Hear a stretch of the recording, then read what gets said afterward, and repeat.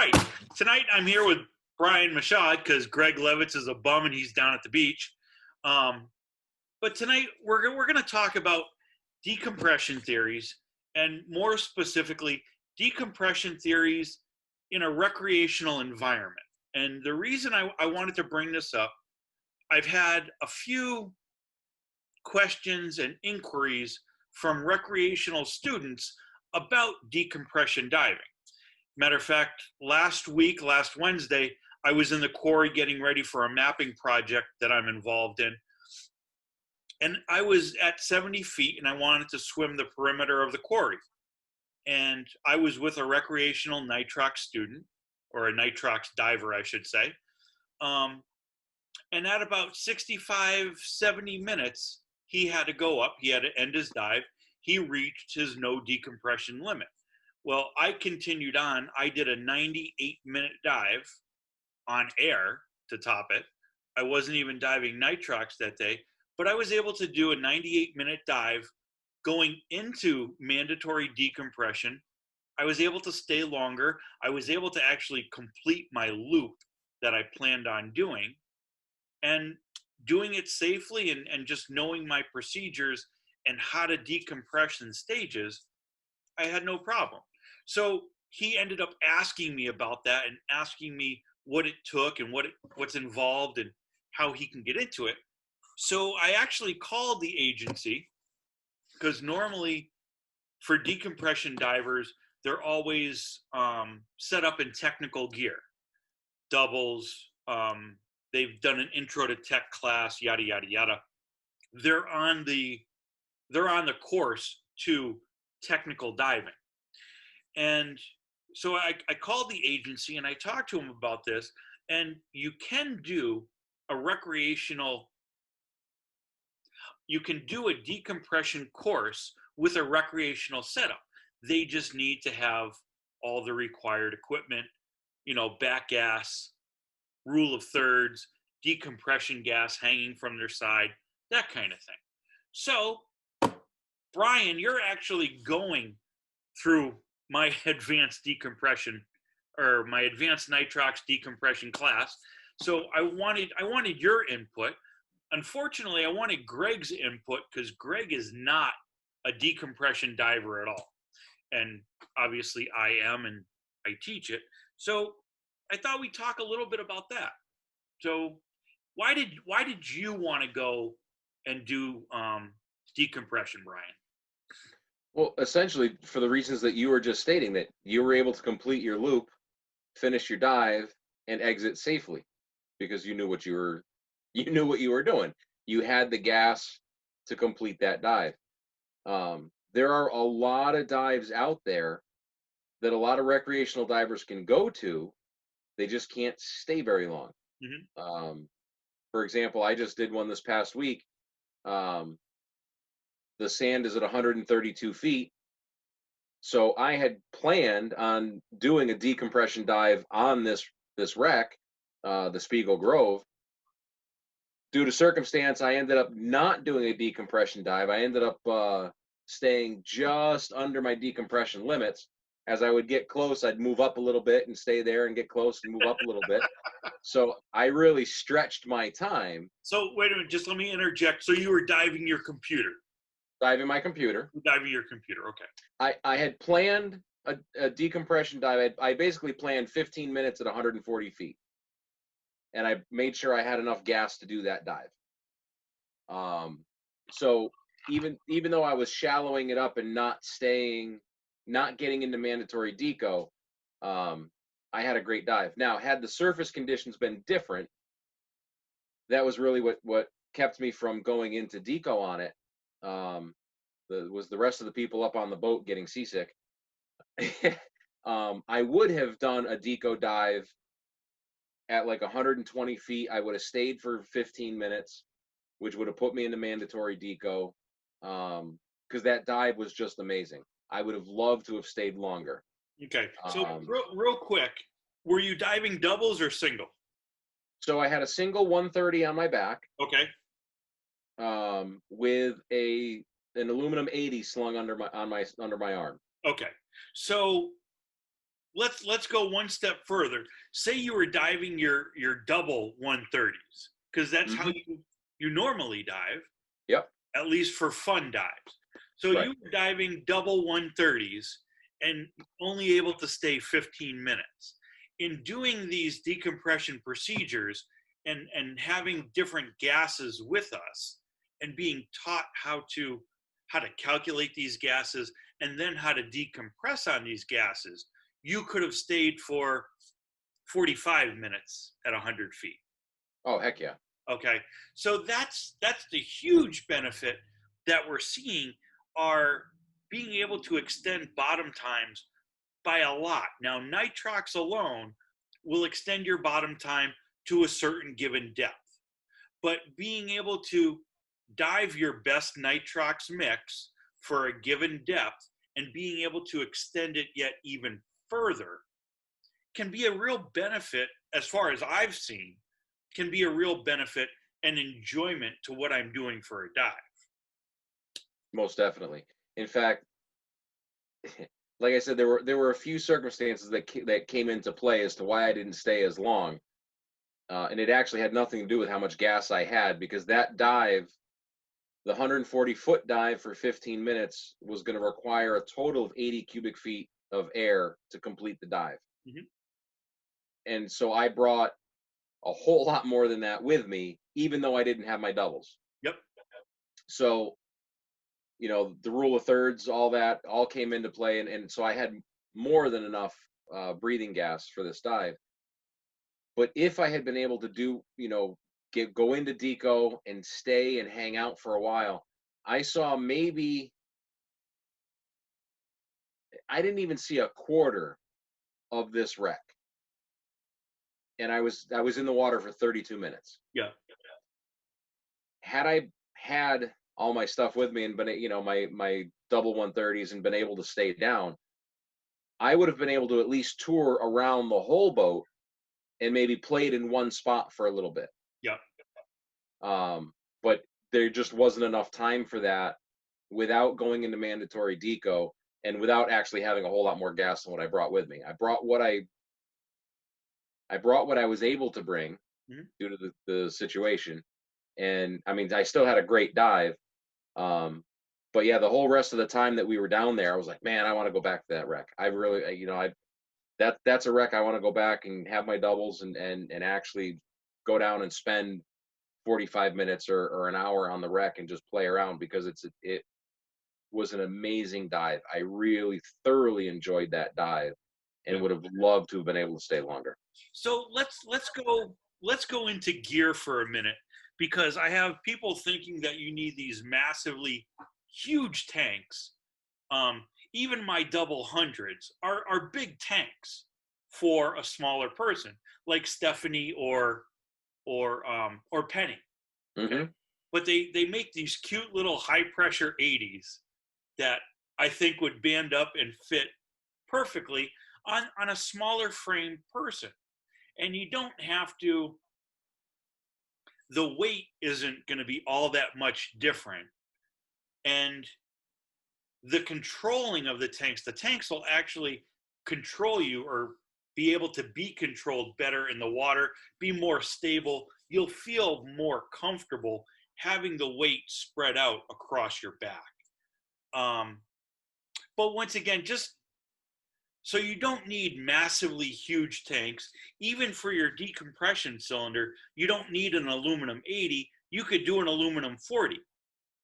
Right. Once again, for smaller people, we can make this really convenient, really easy, and be able to extend your bottom time really safely.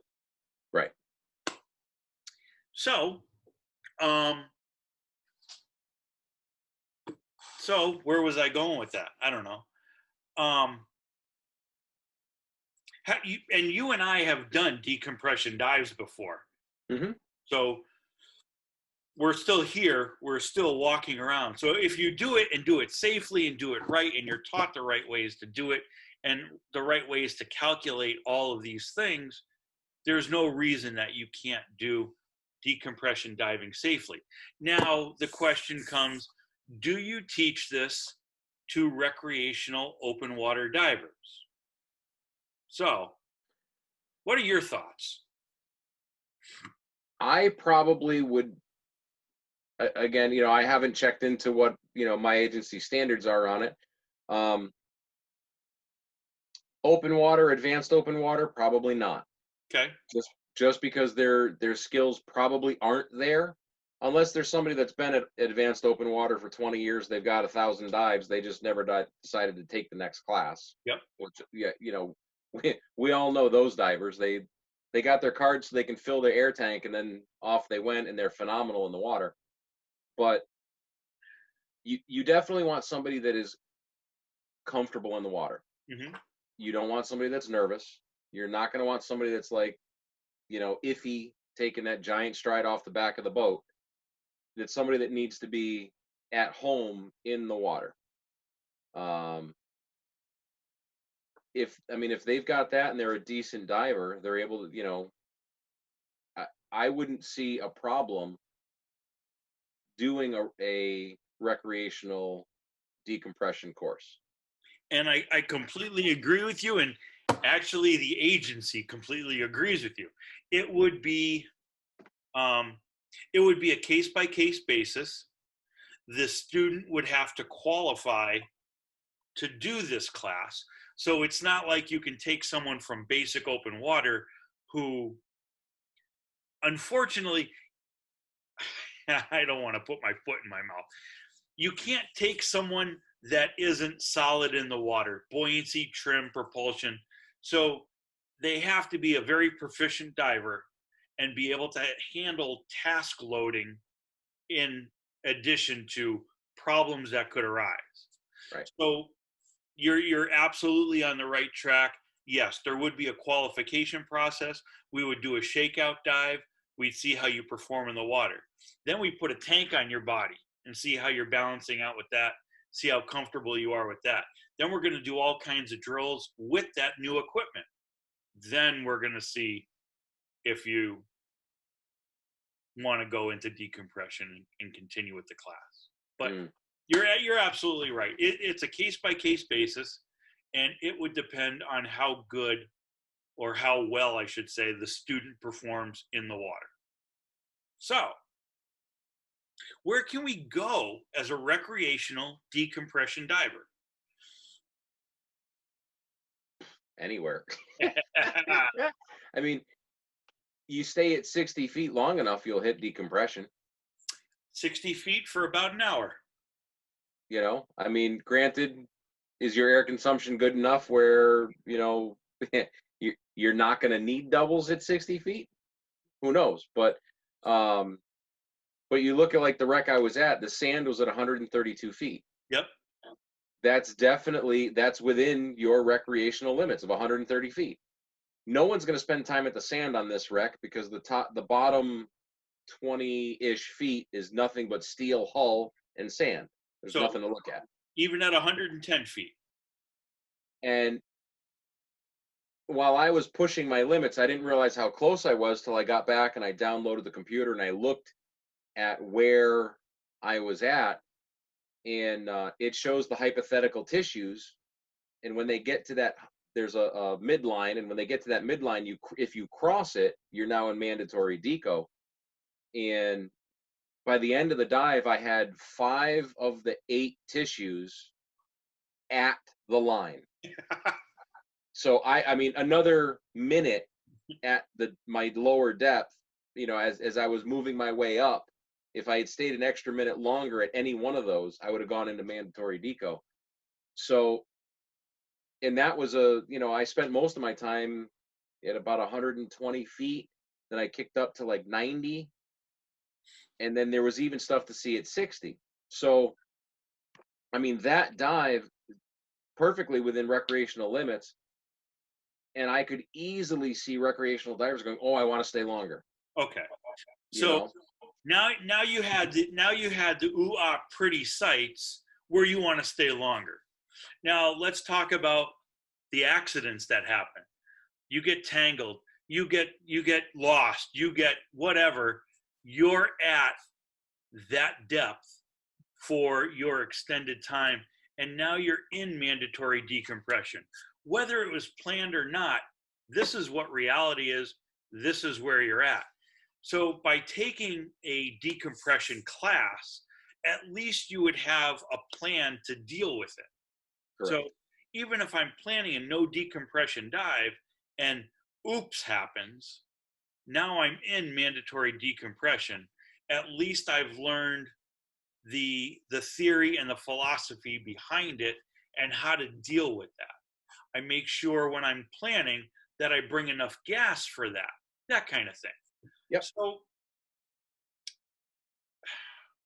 my take on it is, once again, the proper student, or the proper diver, I should say, because they're not a student yet, the proper recreational diver absolutely could benefit from advanced nitrox stage decompression classes. Whether you want to take that, into technical diving, that's completely up to you. What you want to do, where you want to go, what you want to pursue. But the knowledge is there so you can plan these dives and plan them safely. Hmm. If you have something that you want to complete, a task you want to do, you can do it safely, and live to do another dive. Yeah, exactly. And seeing as how I'm fresher into decompression world, using the software to plan this dive, I looked at depth and time and how much gas, because on this trip I was on, I was sending my 130, and I knew I would have an aluminum 80 that I could set up to sling. That was what I had for tanks. I didn't have the option of doing a set of doubles. I didn't have, even going into nitrox, I didn't have the options of nitrox for this dive. Yep. But having that taken the deco class, now I can go in and go, okay, this is what my surface air consumption is. This is what it is when I'm working. So I was able to plug all that in and do all the calculations so that I knew that even going into deco on air, that I would only need, it was like 78 cubic feet to do the whole dive if everything went perfect. Hmm. So I could have done the whole thing off the bottle under my arm and had my 130 as a backup. That's a lot of backup. Yep. I ended up breathing off my back just because that's a nicer way to go. But having the knowledge that if something went wrong, if just any of the what is, that I had a half a tank on my back and a full 80 under my arm to get me out of trouble and to get me back to the surface safely. And I ran the numbers on that amount. I basically kept bumping my time, bumping my time, bumping my time to get up to how long would I have to be at, say, 100 feet to use up my 130 and my 80 without making the surface safely. And I want to say it was approaching 4 hours. So I knew that if I had, I would have had to have really had a problem Right. to not get to the surface safely with the gas I was bringing. And all that came out of the deco class.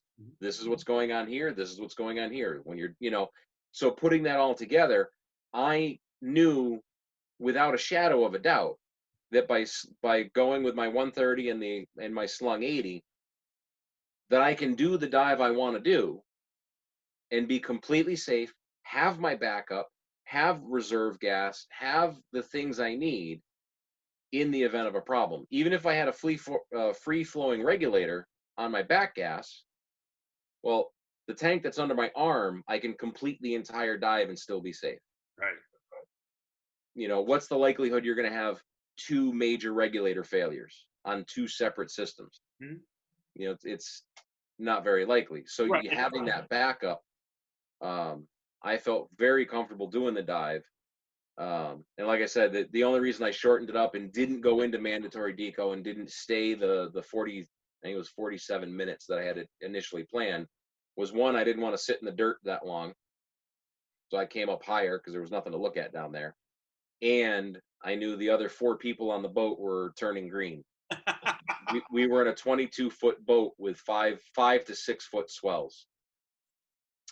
So Yeah, I they think were, I would have been calling that dive, but that's okay. you know what? If it wasn't for the fact that there was a lot of things that played into it, and I went, I'm at least going to try. Okay. Got in the water. I got to the mooring line. I made it down to 20 feet, and I relaxed for a minute. My queasiness went away because I was turning green on the boat too. When I got back from the dive, and the dive was awesome. There was no current. There was no swell. I thought it was like swimming in a pool down at depth. The sediment was just hanging in the water, and it wasn't going anywhere. Um, at 130 feet, it was still 84 degrees. Yeah, It was diving a pool, is what it was, that's what you get in Florida. which was awesome. Yep. When I got back to the surface, the top 10 feet had like a 6 knot current. So when I came up the mooring line, and I did my deco all the way to this, or my deco, yeah. I did my ascent all the way to the surface at the mooring line. And when I got to the surface, I just let go of the mooring line, and about 6 seconds later, I was grabbing the ladder at the back of the boat. And I didn't swim. It was just getting carried back. Yep. When I got to the back, everyone but the captain was on a rope hanging off the back, because it was a lot easier on their stomach than sitting in the boat. Oh yeah, it was. I've been there on that one. And I just kept having flashbacks to that other trip with you and I when the mate kicked the bucket to me. Oh, that was perfect. But So, yeah, I mean, it was great. So let's go one step further. So you want to get into technical diving, okay? You want to, I don't know, any aspect of technical diving, whether it's deep, whether it's trimix, whether it's Rex, whether it's cave, everything starts with advanced nitrox stage decompression procedures. So basically, if you have any thought on going into technical diving, this is going to be one of your first steps. And knowing that someone was on a technical goal, a technical road, or whatever you want to call it, there are different drills and different gear setups and different things like that we put you in because you're on a technical road. But I guess I want to go back to a recreational diver that just wants to extend their bottom time can benefit from this class because of the gas planning, because of the gas planning, if nothing else. Granted, we're going to teach you how to deal with different emergencies or different procedures or different things that might come along during a decompression dive. But you don't have to change your gear configuration, so to speak, to be able to do a decompression dive. So, but going back to, if you're getting into technical diving, if you have any thought on going further in the technical field or technical category, if you will, this would be the place you have to start. Intro to tech, and then advanced nitrox stage decompression. So where do you see yourself going? We talked about this a little bit. I know you're getting cave certified, so it doesn't matter. That's funny. I have zero desire to cave dive, but you know, do it anyways. But that is what it is. No, for me, there's certain shipwrecks that I want to get to. Okay. That I want to go explore, I want to go play with. And they're at, 200, 230 feet. Yep. So you're going beyond the realm of recreational diver, unfortunately. Because it would be great to say, hey, yeah, it's at 140 feet. All right, I'll whatever. Um, but in order to do the dives that I want to go do safely, Hmm. I know this is the training I need to go through and to complete so that I can go there, enjoy the dive, and come back. Yep. Yeah. you know, That, and see, that's the thing we stress with anyone is, you know what? The most important thing is doing what you're going to do to the safest of your ability, because there's always going to be another dive. If you mess something up or something goes horribly wrong and you're not ready for it, there might not be another dive. So that's where we stress safety training, safety drills, planning, gas management, all those things that go into making a safe dive or making a safe diver. Um, we really stress in that beginning class. hmm So and that's I mean, it may seem silly at times. Oh, why am I doing this? The turning off my valves and switching but if you have that muscle memory, then when something does go wrong, like a weight hits you in the head. weight hits you in the head, weight hits the top of your tank, and it free flows, and there's nothing you can do. There's now you're like, oh, I've been trained for this. So your training kicks in, you deal with it, and when you're done dealing with it, then you go, wow, what just happened? Because the realization will sit in after you're done dealing with it. Right. But when you don't have the training and you don't have the planning, when something like that happens, now what? Yeah. You don't Exactly. know how to deal with it. So, and that's where, all that training comes in. And at times it may be like, well, how many times do I got to plan this dive? Well, how many different ways are you planning it? If you're picking all the same numbers over and over again, but you're not putting any of your what ifs, you're not putting any of your contingencies in, Right. but you put in those what ifs, deeper, longer, lost gas. Now before you even get in the water, if any of that stuff happens, do I have the stuff I need to deal with any of these things? I mean, if I had gotten in the water and something happened to my 130 on my back, and I only brought a 40 under my arm, that would have been a problem. Right. Granted, I didn't have a 40 accessible, but you know, having things planned out and then having the equipment for the what ifs. I got back on the boat, and the tank I had slung actually belonged to the captain. It belonged to Frank, and he said, "Hey, how much gas did you use out of that bottle?" I'm like, "I didn't." I got down to the bottom and I took a couple of hits off it just cause, but and he's like, "Oh, okay." So the following day he wound up using that tank for himself Yeah. because I didn't touch it, but I had it with me Just in case. just in case something went awry. Yeah, who knows? So it all comes down. It all comes back to planning, safety procedures, and Yeah. calculations. Um, yeah. So end result, end opinion.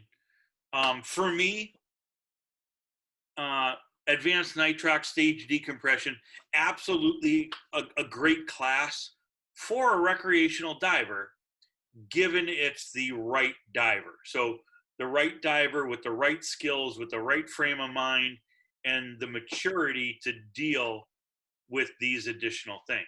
What do you think? I agree. I agree. It definitely has to be the right diver. Um, there's just too much going on Yep. to have the diver that isn't there yet. They might be in a couple of years of diving, but if they're not there, it's not the class for them yet. Right. Not to say they can't get there. I mean, I've seen plenty of divers who, they get their open water, they get their advanced, and you watch him in the water and go, man, he needs practice. And then a couple of years later, you see him for a rescue course, and you're like, oh wow, he's a very different diver. Yeah. Um, you know, we had one student who was in for an advanced class. He had learned in Hawaii. We got him in cold water, and he got out of the water and said, man, you guys are looking at me probably thinking I've never been in the water before. We're like, yeah, pretty much. Because everything was different. Yeah. So we ended up spending that weekend where he thought he was going to get his advanced checkouts, reteaching him everything in cold, dark water. Mm-hmm. The whole different thing. And now, to watch him dive now, you'd never think he just got his advanced open water last year. He's one that I would be like, yeah, if he came to me next year and said, I want to do, advanced nitrox, I would think he would be a good candidate for it. Yeah. There's others that we've had other students I've had that 3 years they're trying to get their advanced open water, but they're just that clumsy in the water. They're just straight up clumsy. And it's like, no, that you're not the guy I'm going to take and bring down where you have to do mandatory decompression. Right. Because once again, mandatory decompression, there's a ceiling over your head. You can't go to the surface. Right. You have to stay in the water. You have to stay at a certain depth. Yep. Very cool. Well, we're missing Greg, so that would have been the other 15, 20 minutes of our conversation. But right. I thought, hey, excellent conversation. I thought it was, like I said, I thought it was a really good topic, really important topic. And lately I've had a lot of interest and a lot of questions about the topic. That's kind of why I wanted to bring it up. So. Yeah. No, it's something to think about, especially if somebody is looking at, hey, how can I take my diving further? I don't really care to be a rescue diver. I don't want to work up the ranks to be a dive master. That those aren't, I don't want to go there. I want to be able to go and stay longer. Right. That's certainly something that they can think about. Absolutely. Well, hey, Brian, thank you very much for joining me tonight. I'll think of another topic for next week. Brian was away last week, so we didn't do anything, but we'll get back on the roll. Yeah. All right. Thanks for having me. Thank you very much. Have a good night. See ya.